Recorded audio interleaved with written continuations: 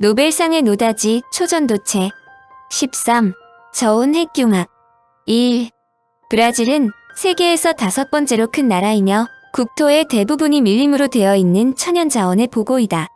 이러한 브라질에서 울창한 밀림을 베어내고 커피를 심는 등 경제개발 정책을 적극적으로 추진하자 미국을 위시한 선진국들은 무분별한 밀림 제거를 중지하라고 촉구하였다. 선진국들의 주장은 브라질이 1년마다 남한만한 땅을 개간하고 있는데 그런 무차별 개발이 계속 이어질 경우 지구의 생태계에 치명상을 줄 수 있다는 것이다. 현재 브라질의 울창한 밀림이 지구 규모의 산소 공급에 절대적인 영향을 미치고 있기 때문이다. 브라질 당국은 이들의 주장을 한마디로 일축한다. 지금까지의 지구 환경 파괴는 주로 선진국에 의해 일어났다는 것이다. 오존층 파괴 원인이라는 이산화탄소의 77%가 11국에서 방출되었고 미국의 경우 세계 인구의 5%밖에 되지 않는데도 세계 이산화탄소 배출량의 22.9%를 차지하고 있다. 미국이 가장 크게 지구온난화를 촉진하는 국가임에도 자신들이 배출하는 이산화탄소의 량은 더 이상 줄이지 않고 브라질과 같은 후진국, 더러 고통을 분담하자는 것은 언어노단이라는 것이다. 그래도 선진국들의 항의는 사라지지 않았고 특히 일부 녹색운동단체에서는 테러도 불사하겠다고 선언하였다. 그러나 브라질은 자신들이 추진하는 경제개발 정책은 브라질 국민들을 위한 것이므로 밀림 재벌로 인한 혜택을 포기할 수 없다고 버티고 있다. 선진국들이 굳이 개발하지 못하게 하려면 개발 중단에 따른 손실을 선진국들이 보상하여야 한다고 반박하고 있다. 지금까지의 지구 환경을 이 정도로 만든 것은 바로 선진국들의 무분별한 개발에 의한 것이므로 그 문제에 대한 해결책 역시 선진국들이 책임을 지어야 한다는 것이다. 지금까지 후진국으로서 서름을 받아온 것도 서러운데 이제야 비로소 경제개발을 위해 몸부림치고 있는 자신들에게 책임을 전가한다는 것은 인정할 수 없다는 뜻이다. 아직도 이 문제에 대한 적절한 해법이 나오지 않았음은 물론이다. 500년만 기다려 달라. 브라질과 유사한 나라들의 주장이 일리가 있다고 생각하는 학자들이 생각보다 많이 있음은 물론이다. 그러나 브라질의 항의가 절대적으로 틀린 것은 아니더라도 이미 지구가 심각한 수준으로 오염되어 있다는 것은 인정해야 한다는 주장도 많이 있다. 누가 그런 요인을 제공했느냐가 중요한 것이 아니라 지금이라도 더 늦지 않기 전에 대안을 강구하여야 한다는 것이다. 선진국에서 저지른 것이므로 나 몰라라 한다면 지구 위에 살고 있는 한 결국 공멸하는 것은 잔영하다는 뜻이다. 환경 보호의 명분은 간단하다. 우리들이 살고 있는 지구 환경은 일단 파괴될 경우 복원이 불가능한 경우가 많기 때문에 명백히 예상되는 문제점들은 사전에 만들지 않도록 조치해야 한다는 것이다. 가능한 한 환경으로 인한 피해를 예방하여 미래의 후손들에게 떳떳한 지구를 물려주자는 뜻이다. 그러나 환경 문제가 세계적인 이슈로서 가장 크게 부각될 수 있는 것은 환경 문제를 일으키는 당사국에만 한정되는 것이 아니라는 것이다. 보이지 않는 공기와 전 세계 용적량의 70%를 차지하고 있는 물은 계속 순환한다. 이를 매체로 한 공해 물질은 국경을 의미 없게 만들어버린다. 한국의 경우 중국으로부터 오는 황사산성비에 의한 피해가 심각한 상태에 있다는 것은 물론 중국에서 배출된 오염 물질이 황해를 통해 한국 해협으로 흘러 들어오고 있는 실정이다. 이로 인한 환경 오염 문제가 시한폭탄처럼 언젠가는 터지고야 한다는 것이 학자들의 우려이다. 그렇다면 환경 문제가 왜 일어났는가를 알아보자. 일반적으로 환경 오염 문제는 인간들의 무분별한 개발에 따른 불가결한 산물로 본다.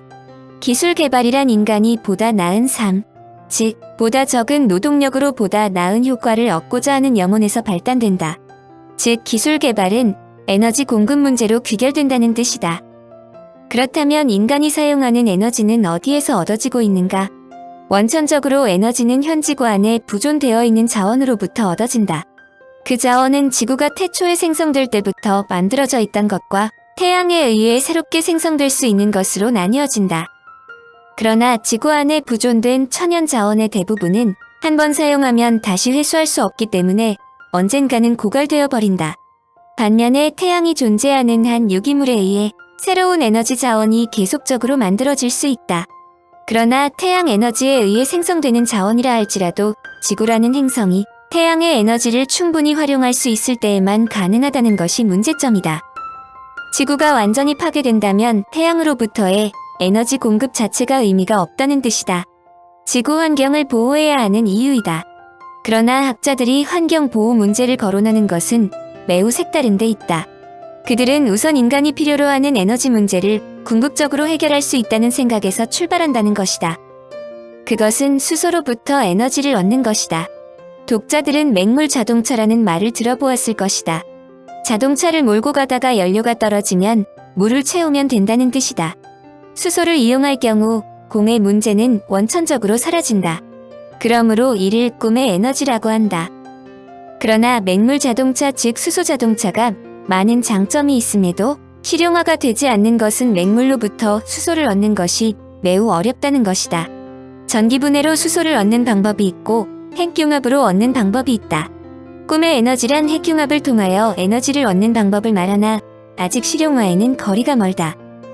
원자폭탄이 폭발할 때 발생하는 막대한 에너지를 원자력 발전소로 변형시키는 것과 마찬가지로 수소폭탄이 폭발할 때 발생하는 막대한 에너지를 실용 가능한 소규모 장치로 제어하자는 것이다.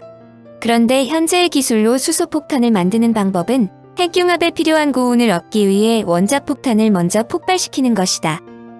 이들 고온을 상온에서 활용할 수 있도록 제어시키는 것이 쉽지 않을 것임을 독자들은 이해할 것이다.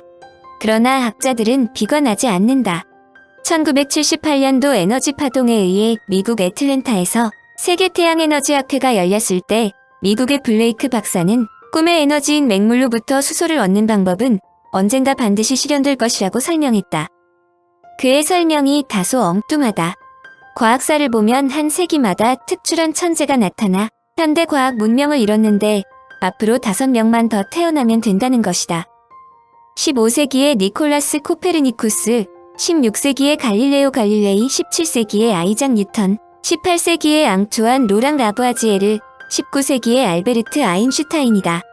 블레이크 박사가 말한 요지는 각 세기마다 천재가 나타나 과학사를 획기적으로 바꾸었는데 앞으로 5명, 즉 5세기가 지난다면 맹물 자동차 정도는 반드시 개발될 것이라는 다소 엉뚱한 주장이다. 그런데 그가 주장한 500년은 학자들에게 환경 보호 문제에 대한 큰 타당성과 목표를 안겨주었다. 적어도 꿈의 에너지가 개발될 때까지는 어떻게 해서든지 지구를 다시는 돌이킬 수 없는 환경으로 만들어서는 안 된다는 것이다. 태워서 없애버리는 석유나 석탄을 절약해야 한다는 것도 그 이유이다. 이제 과학자들은 커다란 꿈을 세우고 있다. 인류의 마지막 희망이라는 맹물 자동차를 500년이 아니라 100년 아니 50년으로 당길 수 있는 야망을 갖고 당분간은 불가능이라는 문제에 도전할 수 있다는 뜻이다. 우리의 환경이 더 이상 악화되지 않고 자신의 부주의에 의해 타인이 피해를 보지 않는 세상이 되면 꿈의 에너지 개발은 환상이 아님을 느끼게 될 것이다. 라이트 형제가 비행기를 만들기 전까지 사람이 하늘을 난다는 것은 마녀가 하는 일이라고 화형까지 시켰다. 그러나 라이트 형제가 비행기를 만든 이래 100년이 되지 않아서 우주로의 여행도 가능하게 되었다. 간단한 장치로 저온핵 융합 가능. 꿈을 가지고 꿈을 실현하려고 노력하는 사람처럼 아름다운 것은 없다고 말하는데 놀랍게도 500년이 지나지 않았음에도 그 해결책이 도출되었다. 바로 저온핵 융합 기술로 있는 토카막과 같은 대형 에너지 발생 장치가 아니라 실험실에서도 태양을 만들 수 있다는 것이다. 이런 상황을 정확하게 묘사한 영화가 1997년 필립 노이스가 연출한 영화 세인트이다. 세인트라는 별칭을 가진 사이먼 템플러는 변장의 명수인 전문 도둑이다. 그는 주문받은 물건을 깜쪽같이 훔쳐서 막대한 금액의 사례금을 받는다. 세인트라는 별칭은 가톨릭 성자의 이름으로 가명을 만들 수 있기 때문인데 사이먼이란 이름도 성경에 등장하는 신의 권력을 사려고 시도했던 마술가 시몬 마고스에서 따온 것이다. 템플러 역시 중세의 수도승 이름이다. 사이먼은 러시아 정치가 트레티악의 물건을 훔치는데 성공하는데 트레티악은 오히려 사이먼의 능력을 인정하고 옥스퍼드 대학에 러셀 박사가 만든 공식을 훔쳐달라고 주문한다. 그녀가 세계의 에너지 부족을 완전히 해결할 수 있는 혁신적인 저온핵 융합 기술에 성공했기 때문이다. 그녀가 만든 공식을 빼내기 위하여 세인트는 러셀에게 접근하여 무난하게 공식을 적은 메모지를 빼돌린다. 이를 모르는 러셀이 세인트에게 사랑을 느끼는데 문제는 사이먼이 트레디악에게 메모를 넘겨주지만 트레디악은 약속한 금액을 주지 않고 2명을 살해하려 한다. 2명을 살해하면 돈도 주지 않고 저온핵 융합 기술도 타인에게 노출되지 않기 때문이다. 트레티악은 사이먼이 갖고 온 러셀의 공식을 확보하자 러시아의 에너지난을 이용하여 대통령을 반역자로 몰아 집권하려고 고단수의 아이디어를 도출한다. 대통령이 러시아의 에너지난을 해결하기 위해 저온핵 융합을 추진하고 있는데 대통령이 추진하는 저온핵 융합 프로젝트가 실패할 것이 분명하므로 이들 프로젝트의 성공 여부를 국민들에게 공개하라고 한다. 대통령의 실험이 실패하면 그를 파멸시키고 쿠데타로 자신이 집권하겠다는 생각이다. 영화의 결말이야 누구나 예상할 수 있는 일이다. 사이먼과 러셀이 자신들을 죽이려고 한 트레티악에 대항하기 위해 러셀 박사가 저온핵 융합 기술의 진짜 공식을 공개하여 저온핵 융합이 공개 시연에서 진짜로 성공한다. 트레티악은 체포되며 사랑을 획득한다는 결말은 감초다. 세인트에서 저온핵 융합이 간단하게 작동하는데 이들 과정을 이해하기 위해서는 상당한 핵에너지 지식이 필요하다. 한마디로 많은 영화에서 저온핵 융합을 간단하게 성공했다는 차원에서 두루뭉실 넘어가지만 시청자들이 감독의 생각대로 넘어가 줄 차원이 아니라는 뜻이다. 적어도 핵융합을 다루는 영화에서 오류가 무엇인지를 이해하려면 이들에 대한 기초 이해를 전제로 한다. 세기의 발견 1989년 3월 과학사에 일대 충격을 주는 퍼포먼스가 벌어졌다. 영국 사우샘프턴 대학 화학과 마틴 플라이시만 교수와 미국 유타주 유타대학 전기화학과 스탠리 폰스 교수가 조그마한 시험관을 보이면서 중수소와 헬륨을 융합시키는데 성공했다고 발표한 것이다. 그들은 자신들이 보여주는 장면에 대한 비하인드 스토리를 다음과 같이 이야기했다. 1984년 두 사람은 유타대학이 있는 솔트레이크시티 근방의 산으로 함께 등산을 갔다. 폰스 교수는 플라이시만 교수의 제자였는데 이들은 등산이 끝난 후 밤을 지새우면서 한 가지 주제에 대해 토론했다. 플라이시만 교수는 시험관 안에서 중수소를 이용해 핵융합이 가능하다고 역설했다. 소위 태양을 인공적으로 만들 수 있다는 것인데 현재 태양의 내부 온도는 1500만 도이고 중수소에 압박을 가하는 태양의 기압은 2000억 기압으로 추정한다. 그러나 실험실에서 중수소를 이용하여 핵융합이 가능하다면 태양과 같은 에너지를 무한정으로 얻을 수 있다는 것이다. 한마디로 세계를 고민에 빠뜨린 에너지 문제는 단숨에 해결할 수 있다. 이런 매력 때문에 과거에도 수많은 과학자들이 핵융합에 매달렸다. 그런데 핵융합이 단순하지 않다는 것은 현재까지 핵융합을 할 수 있는 유일한 방법은 중수소를 수백만 도의 고온에서 강한 자기장 속으로 흘려보내는 것뿐이다. 인류가 핵융합에 성공한 예가 있다. 그것은 수소폭탄이다. 그 과정에서 통제 불가능한 엄청난 양의 에너지가 방출되었다. 학자들은 원자폭탄을 만드는 원리로 발전소를 가동하여 전기를 만들듯이 수소폭탄으로 에너지를 만들 수 있을 것으로 생각했다. 더구나 원료인 중수소는 바닷물 속에 중수의 형태로 얼마든지 분포해 있으므로 원료 문제는 생각할 필요가 없다. 그러나 수소폭탄을 터뜨린 후 에너지를 확보한다는 것이 현실적으로 가능하지 않다는 것을 이해하는 것은 그리 어려운 일은 아니다. 현재 거대한 토카막을 보기만 해도 이해가 되는데 이런 거대한 장치 없이 시험관에서 해결할 수 있다니 놀라지 않는 사람이 놀랄 일로 평가되었다.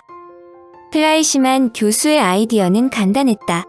배터리의 한쪽에 팔라듐 전극을 연결하고 다른 한쪽에 백금을 연결해 중수를 분해시킨다면 팔라듐 전극 쪽에서 축적되는 중수소 원자를 헬륨과 융합시키는 것이 가능하다는 것이다. 이 아이디어의 핵심은 희귀금속인 팔라듐이 유난히 많은 양의 수소기체를 결정체 속에 저장할 수 있다는 것이다. 이와 같은 아이디어는 그들이 처음으로 제기한 것은 아니다. 1926년 독일의 과학자 프리드리히 파네트와 쿠르트 페터스가 수소를 헬륨으로 바꾸었다고 보고했는데 그들은 그때 많은 양의 수소 이온을 흡수할 수 있는 팔라듐을 사용했다. 그런데 가루로 만든 팔라듐을 사용했을 때 적은 양이지만 헬륨이 생겨났다. 당시의 이 발견은 독일에서 큰 주목을 받았는데 당시의 독일은 하늘을 나는 기구, 즉 비행기들을 만들기 위해 많은 헬륨이 필요했기 때문이다. 그러나 실험을 자세하게 검증한 결과 그 헬륨은 실험에 사용된 비커에서 나온 것이라는 사실이 밝혀졌다. 존 탄트베르크도 스웨덴에서 1927년 팔라듐을 이용한 전기분해 실험을 했다. 그는 보통의 물에서 수소이온을 만들어낸 후 특허를 신청했다. 그는 촉매작용을 통해 헬륨과 쓸모있는 반응 에너지를 얻을 수 있다고 주장했지만 설명이 정확치 못해 특허 신청은 받아들여지지 않았다. 1951년에도 상온 핵융합이 화제에 올랐다. 아르헨티나의 후안 페론 대통령이 실험실에서 융합 원자로 개발에 성공했다고 발표했다. 상당히 큰 규모의 원자로 안에서 수소와 리튬의 기체 혼합물의 전기불꽃 점화를 통해 융합이 일어났다는 것으로 연구 종사자가 무려 300명이나 되었다. 그러나 원자로 안에서 실제 융합은 일어나지 않았다는 것이 밝혀지자 연구 책임자인 롤란트 리히터 박사는 감옥에 수감되기도 했다. 여하튼 팔라듐은 많은 학자들의 주목을 받았는데 폰스 교수는 자신이 직접 플라이시만의 아이디어를 실험하기 시작했다. 그들이 성공의 확신을 가진 것은 이론적인 배경도 있었다. 이른바 네른스트 방정식에 의하면 팔라듐 음극에 1000기압 이상의 압력이 생겨날 수 있다는 것이다. 이 값이라면 고온 융합에 필요한 압력보다 높은 것이므로 도전해 볼만했다. 놀랍게도 플라이시만 교수의 말대로 긍정적인 증거가 나타나기 시작했다. 폰스 교수로부터 성공한 조짐이 보인다는 소식을 들은 플라이시만 교수는 곧바로 솔트레이크 시티로 날아가서 함께 실험에 착수했다. 외부와 철저하게 차단된 연구실에서 두 사람은 중수가 담긴 수조 속에서 부글거리며 끓는 시험관을 계속 관찰한 후 자신들이 최초로 저온 핵융합에 성공했다는 결론을 내렸다. 특히 한 실험 원자로 하나가 폭발을 일으켰는데 그들은 그 폭발이 많은 양의 핵융합 에너지 탓이라고 생각했다. 그러나 그들은 자신의 결과를 곧바로 발표하지 않았다. 우선 그들의 핵융합 성공이 공개되면 팔라듐 값이 치솟을 것으로 예상하고 그것과 관계되는 주식을 사들였다. 과학자들도 이제의 밝은 사람들이 있기 마련이다. 그런 준비를 철저하게 한 후 1989년 3월 자신들의 실험 결과를 발표한 것이다. 그들은 실험 과정에서 감마선과 중성자 그리고 삼중수소도 검출되었다고 설명했다. 더욱 많은 사람들을 놀라게 한 것은 공급된 에너지보다 훨씬 더 많은 열이 수조 안에서 유지되었다는 것이다. 이것은 핵융합이 일어날 경우 당연한 반응이므로 실험이 진짜냐 아니냐를 판단할 때 중요한 지표였다. 그들은 한 번은 15cm 길이의 팔라듐 봉에서 많은 열이 발생하여 수증기가 피어올랐다고까지 말했다. 팔라듐에서 수증기가 발생했다면 그 온도는 팔라듐의 용융점인 1500도나 된다는 이야기였다.